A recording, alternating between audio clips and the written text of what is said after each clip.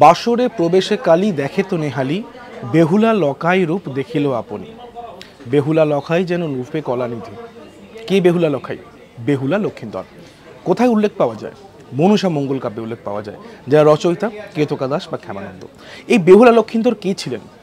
মা মনসার পূজা প্রচারের জন্য মা মনসারী দাস উষা এবং অনিরুদ্ধ যথাক্রমে বেহুলা এবং লক্ষিন্দর রূপে জন্মগ্রহণ করেন। তার উদ্দেশ্যই ছিল চাঁদ সদাগরের ঘরে জন্মে মা মনসার পূজা প্রচারে তাকে সাহায্য করা। তাই যে বেহুলা লক্ষিন্দরের কাহিনী আমরা দেখি, যখন মনসা মঙ্গল কাব্য শেষ হচ্ছে তখন মা মনসা চাঁদ সদাগরকে বলছেন, যখন দেবী লক্ষিন্দর আর বেহুলাকে নিয়ে স্বর্গবাসে যাচ্ছেন, তখন চাঁদ সদাগর লক্ষিন্দর এবং বেহুলার জন্য প্রার্থনা করছেন যে এদেরকে আমার কাছে রেখে যাও। কিন্তু তখন মা মনসা বলছেন, তুমি চিন্তা করো না, বেহুলা লকাই আমার নিজ লোক। তাই বেহুলা লক্ষিন্দর ছিলেন মা মনসারী দাস উষা এবং অনিরুদ্ধের পৃথিবীর রূপ।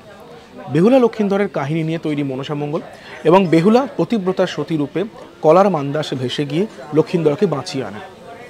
মনসা মঙ্গল সম্পর্কে আরও তথ্যের জন্য এবং ঐতিহাসিক তথ্যের জন্য অবশ্যই দেখতে থাকুন আজ তাক বাংলা। ভিডিওটি কেমন লাগলো জানাবেন, সাবস্ক্রাইব করবেন আজ তাক বাংলা।